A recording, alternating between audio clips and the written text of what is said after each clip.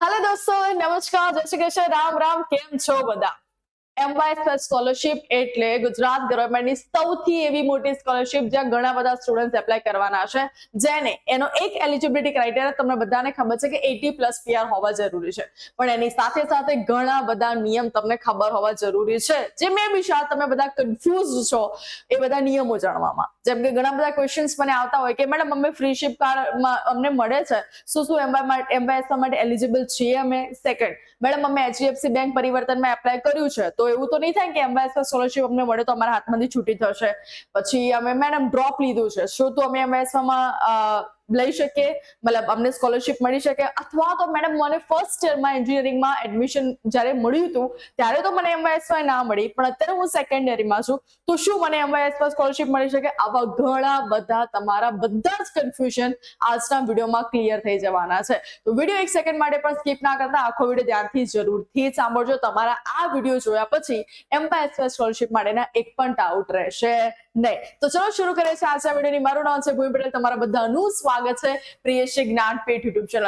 દોસ્તો, MYS સ્કોલરશિપમાં તો તમારે એપ્લાય કરવાનું જ છે જો તમારા 80 PR છે, પ્લસ એની સાથે સાથે એવી ઘણી બધી સ્કોલરશિપ છે જે તમારા એજ્યુકેશનમાં ઘણી બધી ફાઇનાન્શિયલ હેલ્પ કરી શકે છે। તો શું કરવાનું છે? તમારે જેટલા પણ સ્કોલરશિપના વિડીયો મેં બનાવ્યા છે, બધા સ્કોલરશિપના વિડીયો જોઈને તમારે બધી સ્કોલરશિપમાં એપ્લાય કરી દેવાનું છે। MYSY ફૂલ ફોર્મ શું છે? મુખ્યમંત્રી યુવા સ્વાવલંબન યોજના।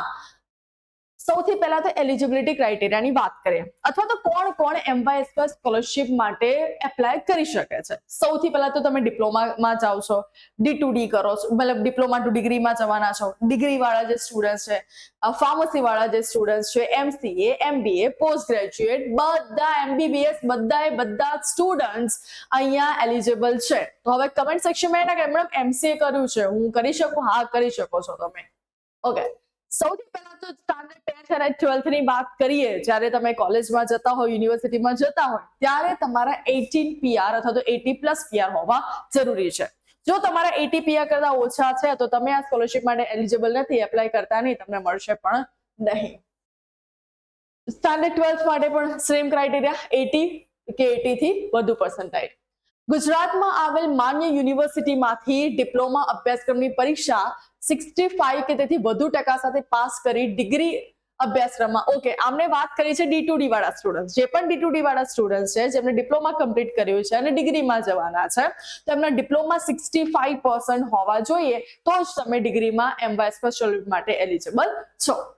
6 લાખ સુધીની આવક, તમારા જે પણ ફેમિલી ઇન્કમ છે એ 6 લાખ સુધીની હોવી જોઈએ। અગર મોર દેન 6 લાખ હશે તો ડેફિનેટલી અહીંયા તમે એલિજિબલ નથી। રાજ્ય સરકારે આવક મર્યાદાના પ્રમાણપત્રને 3 વર્ષ માટે માન્ય રાખવાનો નિર્ણય કર્યો છે।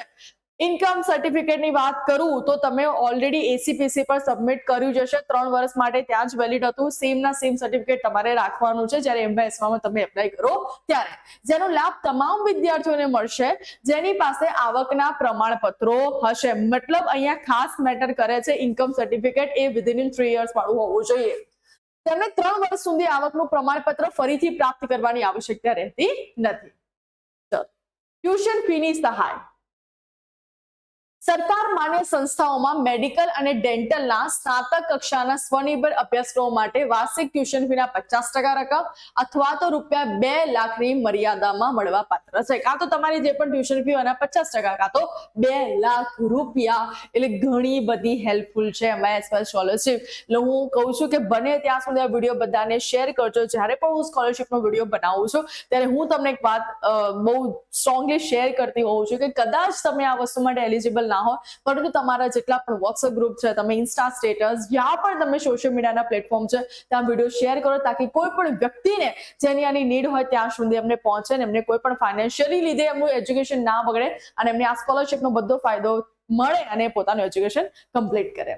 તો શું કીધું છે, જે પણ આપણી મેડિકલ વસ્તુ છે, જેમને MBBS કરતા હોય યા ફિર ડેન્ટલ કરતા હોય, તે બધા લોકોને એમના ફીના 50% યા ફિર 2 લાખની મર્યાદામાં મળવાપાત્ર છે। એન્જિનિયરિંગ વાળા સ્ટુડન્ટ્સની વાત કરીએ, ટેકનોલોજી, ફાર્મસી વાળા, આર્કિટેક્ચર વાળા સ્ટુડન્ટ, એગ્રીકલ્ચર વાળા સ્ટુડન્ટ, નર્સિંગ કોઈ કરી રહ્યું છે, ફિઝિયોથેરાપી કરી રહ્યું છે, આયુર્વેદ કરી રહ્યું છે, હોમિયોપેથી કરી રહ્યું છે, પેરામેડિકલ કર્યું છે અને વેટરનરી કરી રહ્યું છે. આ બધા મતલબ ઓલમોસ્ટ જેટલી પણ ફિલ્ડ આવે છે 12th પછી એ બધી જ ફિલ્ડના લોકો MYSY સ્કોલરશિપ માટે એલિજિબલ છે. જેવા સરકાર માન્ય સંસ્થાના સ્નાતક કક્ષાના સ્વનિર્ભર અભ્યાસક્રમો માટે વાર્ષિક ટ્યુશન ફીના 50% અથવા તો 50,000 જે બંનેમાંથી ઓછું હોય તમને મળે છે. BSc, BCom, BA, BBA मतलब अगर सिर्फ और सिर्फ MYSY स्कॉलरशिप ઘણા બધાને એવું લાગે છે ખાલી ને ખાલી સાયન્સ વસ્તુના ફિલ્ડ માટે છે. નહીં, અગર તમે કોમર્સ અને આર્ટ્સ પછી કોઈ પણ એના રિલેટેડ પણ તમે કોઈ પણ કોર્સ કરો છો, જેમ કે અહીંયા BSc લખ્યું છે, BCom લખ્યું છે, BA લખ્યું છે, BCA લખ્યું છે, એમના પણ તમને મળશે એના ટ્યુશન ફીના 50% અથવા તો 10,000 રૂપિયા. સરકાર માન્ય સંસ્થાના સ્વનિર્ભર ડિપ્લોમાના અભ્યાસક્રમ માટેની વાત કરીએ, જો તમે સ્ટાન્ડર્ડ 10th પછી ડિપ્લોમામાં જઈ રહ્યા છો તો તેમાં ટ્યુશન ફીના કેટલા લખ્યા છે? 25,000 રૂપિયા મળવાપાત્ર છે. ખાસ જોગવાઈ, સરકારી મેડિકલ, ડેન્ટલ, એન્જિનિયરિંગ કોલેજમાં જનરલ બેઠકો ઉપર અનામત કક્ષાના ઉમેદવારો જે સંખ્યામાં પ્રવેશ મેળવે તેના કારણે જનરલ કેટેગરીના વિદ્યાર્થીઓને સ્વનિર્ભર કોલેજમાં પ્રવેશ મેળવવો પડે તો તેવા વિદ્યાર્થીઓને સ્વનિર્ભર કોલેજ અને સરકારી કોલેજની ટ્યુશન ફીના તફાવતની રકમ મળવાપાત્ર છે. ચલો નેક્સ્ટ શું કીધું છે આમને? રહેવા જમવા સહાય, મતલબ અહીંયા ખાલી ને ખાલી MYSY સ્કોલરશિપ એ તમને ટ્યુશન ફીમાં નહીં પરંતુ તમને રહેવા જમવા માટે પણ હેલ્પ કરે છે. જેમાં લખ્યું છે કે સ્નાતક અથવા ડિપ્લોમાના અભ્યાસક્રમ માટે રહેઠાણ તાલુકાની બહાર અભ્યાસ કરતા હોય, મતલબ તમે જ્યાં રહો છો એની બહાર તમને કોઈ પણ કોલેજમાં એડમિશન મળ્યું છે અને ત્યાં તમે રહેવા જાઓ છો તો તમને કેટલા મળશે કરતા, અને સરકારે અથવા અનુદાનિત છાત્રમાં પ્રવેશ નહીં મળ્યો તેવા વિદ્યાર્થીઓને દર મહિને ₹1200 10 મહિના માટે મળવા પાત્ર છે. દર મહિને તમને ₹1200 મળશે. ઇવન તમને બુક્સ માટે પણ MYSY સ્કોલરશિપ હેલ્પફુલ કરે છે. બુક્સ માટે શું લખ્યું છે? સ્નાતક કક્ષાના મેડિકલ અથવા તો ડેન્ટલમાં ₹10,000 તમને બુક્સ માટે મળશે અને એન્જિનિયરિંગ, ટેકનોલોજી, ફાર્મસી અને આર્કિટેક્ચર માટે ₹5,000 અને ડિપ્લોમાનો કોર્સ કરી રહ્યા છો તો તમને ₹3,000 દર વર્ષે એકવાર મળવા પાત્ર ડિપ્લોમા અને સ્નાતક નિયત સમયગાળા સુધી સહાય મળશે. મતલબ MYSY સ્કોલરશિપ ખાલી ને ખાલી not even the tuition fees but also તમારા રહેવા માટે પ્લસ એની સાથે બુક્સ માટેનો પણ અલગથી ખર્ચો MYSY સ્કોલરશિપ તમને પ્રોવાઈડ કરી શકે છે. હવે બહુ જ મોસ્ટ ઇમ્પોર્ટન્ટ ક્વેશ્ચન છે, ધ્યાનથી જોજો. ઓકે, ઇમ્પ્લિમેન્શનમાં શું લખ્યું છે? ઓકે, અહીંયા હેલ્પલાઇન નંબર લખ્યો છે, અહીંયા ઈમેલ એડ્રેસ લખ્યું છે તમારું કોઈ પણ ડાઉટ હોય તો, and section source will be directly credited into your bank account. તમારા ડાયરેક્ટલી બેંક એકાઉન્ટમાં આવી જશે. ગુજરાત કેસરી. ઓકે, મોસ્ટ ઇમ્પોર્ટન્ટ ક્વેશ્ચન્સ જે તમારા માઇન્ડમાં હોય છે MYSY ના રિલેટેડ. સૌથી પહેલો ક્વેશ્ચનની આપણે વાત કરીએ તો મેડમ ફ્રી શિપ કાર્ડ વાળા છીએ તો શું MYSY સ્કોલરશિપ મળે? હા મળે, હા મળે. તમારું ફ્રી શિપ કાર્ડ તમે ટ્યુશન ફી માટે યુઝ કર્યું છે તો તમે MYSY સ્કોલરશિપ તમારા હોસ્ટેલ માટે અથવા તો બુક્સના ખર્ચા માટે તમે MYSY એપ્લાય કરી શકો છો. જ્યારે તમે કોઈ પણ બે સ્કોલરશિપ તમને મળે છે ત્યારે બંને સ્કોલરશિપ તમારે ડિફરન્ટ ઉદ્દેશથી કરવાની હોય છે. ફોર એક્ઝામ્પલ, તમે MYSY scholarship for the tuition purpose use કરી તો તમે બીજી કોઈ પણ સ્કોલરશિપ જ્યારે એપ્લાય કરતા હોય ત્યારે તમારે બુક્સ માટે યા ફિર હોસ્ટેલના ખર્ચા માટે યા ફિર લેપટોપ્સ, ઘણી બધી એવી સ્કોલરશિપ હોય છે જે લેપટોપ પણ પ્રોવાઈડ કરતી હોય છે, એક્સટર્નલ ખર્ચા માટે તમે વાપરી શકો છો. કોઈ પણ બંને વસ્તુ સેમ માટે તમે, મતલબ ફોર એક્ઝામ્પલ હું MYSY બી ટ્યુશન માટે એપ્લાય કરું અને HDFC બેંક પરિવર્તન પણ ટ્યુશન માટે એપ્લાય કરી શકું તો આ કેસમાં તમારી એપ્લિકેશન રિજેક્શન થવાના ચાન્સીસ વધારે છે. બંને ડિફરન્ટ માટે યુઝ કરવાની હોય છે. અધર સ્કોલરશિપ એપ્લાય કરી શકે. હા, ઘણા બધા લોકોને એવું હોય છે કે મેડમ ફોર એક્ઝામ્પલ મને HDFC બેંક પરિવર્તન સ્કોલરશિપ મળી તો શું MYSY અમારી કેન્સલ થઈ જશે? ના, કેન્સલ નહીં થાય. બંને અલગ ઉદ્દેશ્ય તમારે કરેલી હોવી જોઈએ. બે ગવર્મેન્ટ સ્કોલરશિપ સાથે કરાય? હા કરાય ને કેમ ના કરાય. એક તમે મેં કીધું એમ ટ્યુશન માટે કરી દો તો એક તમારી બુક્સ માટે અથવા તો હોસ્ટેલના ખર્ચા માટે એડ કરી દો. મેઇન મોટો ક્વેશ્ચન કે મેડમ મેરી છે ને ફર્સ્ટ એક્ઝામ આપી, મેં ફર્સ્ટ એક્ઝામ આપી ત્યારે મારા 80 PR નતા, પણ ઇમ્પ્રુવમેન્ટની એક્ઝામ આપી ત્યારે મારા 18 PR આયા તો શું મને MYSY મળે? હા, MYSY મળે અને ના પણ મળે. મેડમ ખબર ના પડી, મળે અને ના મળે એટલે શું? ફોર એક્ઝામ્પલ, જો જ્યારે તમે મેઇન એક્ઝામ તમારી હતી, મેઇન એક્ઝામ પછી તમે ACPSC માં રાઉન્ડ 1 ગયા અને રાઉન્ડ 1 માં તમને જે સીટ મળી હતી, તમને જે સીટ મળી એ તમે કન્ફર્મ કરી દીધી. એ તો એ કન્ફર્મેશન તમારી કયા પ્રમાણે થયું? રાઉન્ડ 1 પ્રમાણે થયું અને પછી જ્યારે આપણું ઇમ્પ્રુવમેન્ટનું રિઝલ્ટ આવ્યું પછી શું હતું આપણો રાઉન્ડ 2, પરંતુ એ રાઉન્ડ 2 માં ગયા જ નહીં તમે. રાઉન્ડ 1 થી જ તમે તમારી એપ્લિકેશનને એસીપીસી માં ક્લોઝ કરી દીધી. રાઉન્ડ 1 પછી એસીપીસી માં તમે તમારી એપ્લિકેશન ક્લોઝ કરી દીધી. રાઉન્ડ 2 માટે ફર્ધર તમે ગયા છે. તો તમારે રાઉન્ડ 1 નું જે એડમિશન થયું એ કયા રિઝલ્ટના પર્પસથી થયું અથવા તો કયા રિઝલ્ટના આધારે થયું? પહેલા રિઝલ્ટના આધારે જેમાં તમારે એટીપીઆર હતા જ નહીં તો તમને ના મળે. પરંતુ જો તમે રાઉન્ડ 2 માં જાઓ છો અને એ વખતે તો તમારું ઇમ્પ્રુવમેન્ટનું રિઝલ્ટ આવી ગયું હતું, તમારું નવું મેરિટ પણ બની ગયું હતું અને રાઉન્ડ 2 માં તમને જો કોઈ કોલેજ એલોકેટ થાય છે અને એમાં તમે એડમિશન લો છો તો તમને એમ્બાયસર સ્કોલરશિપ મળે. દોસ્તો આ વસ્તુ ધ્યાનમાં રાખવાની છે. તો એક મેઇન ખાસ મોટો ડાઉટ હતો ક્લિયર થઈ ગયું ફોર ઓલ સ્ટુડન્ટ્સ. તો હા ભાઈ મેં બધું લખી દીધું છે કે engineering, pharmacy, nursing, agriculture, architecture, veterinary, medical, dental બધા જ લોકો અહીંયા એપ્લાય કરી શકે છે. JEE મેઇન્સ અથવા તો એડવાન્સ થ્રુ અગર મેં એડમિશન લીધું છે તો શું એમ્બાયસર મળે? હા મળે. ક્યારે મળે?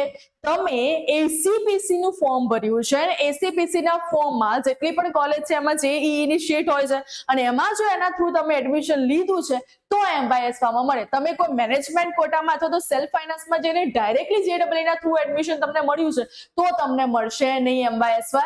સ્પેસિફિકલી તમારે એસીપીસી ના થ્રુ જ જેટલી પણ કોલેજ છે એમાં તમે JEE ના થ્રુ એડમિશન લીધું છે તો જ તમને એમ્બાયસર સ્કોલરશિપ મળશે. મેડમ TFWS હોય તો મળે? હા મળે. કેમ ના મળે? TFWS માં ફી માટે તમને માફ કર્યું તો એમ્બાયસર તો હજી બુક્સ માટે પણ છે ને, રહેવા ખાવા માટે પણ છે તો એમાં તમે એપ્લાય કરી લો. ડ્રોપર્સ છે તો શું મળે? મેક્સિમમ તમારું ડ્રોપ 1 વર્ષ અથવા તો 2 વર્ષ અથવા તો 2 કરતી વધારે વર્ષનો જો તમે ડ્રોપ લીધો હશે તો તમને એમ્બાયસર સ્કોલરશિપ નહીં મળે. હવે ડ્રોપ લીધા પછી તમારું એડમિશન કોલેજમાં ફર્સ્ટ ટાઈમ થતું હોવું જોઈએ. જો તમે ઓલરેડી પહેલા ક્યાંય કોઈ જગ્યાએ ફોર્મ ભર્યું છે, ટ્રાય કરો છો, નથી તમને તમે સેકન્ડ ટાઈમ ટ્રાય કરી રહ્યા છો તો એમ્બાયસર નહીં મળે. ફ્રેશ એપ્લિકેશન તમારી હોવી જોઈએ. એ પણ કઈ જગ્યાએ હોવી જોઈએ? આપણી જે ઓફિશિયલ એસીપીસી ના વેબસાઇટ થ્રુ જાઓ છો એમાં હોવી જોઈએ તો તમને મળશે. યસ. સેકન્ડ યરમાં શું મેડમ? ફર્સ્ટ યર મતલબ મેં 12th કમ્પ્લીટ કર્યું પણ મારા એટીપીઆર નતા તો મને ફર્સ્ટ યરમાં તો એમ્બાયસર ના મળી. હવે હું સેકન્ડ યરમાં આવ્યો તો સેકન્ડ યરમાં મને એમ્બાયસર મળે? હા મળી શકે ને દોસ્તો. સેકન્ડ યરમાં તમે ફ્રેશ એપ્લિકેશન એમ્બાયસર માટે કરી શકો છો. આઉટ ઓફ ગુજરાતના સ્ટુડન્ટ્સ? ના ભાઈ, આઉટ ઓફ ગુજરાતના સ્ટુડન્ટ્સને એમ્બાયસર સ્કોલરશિપ મળે નહીં. આ કારણ કે ગુજરાત ગવર્મેન્ટની સ્કોલરશિપ છે દોસ્તો. અંડરસ્ટુડ? તો હોપ શો તમારા બધા જ ડાઉટ રિગાર્ડિંગ એમ્બાયસરના મેં ક્લિયર કરી દીધા છે.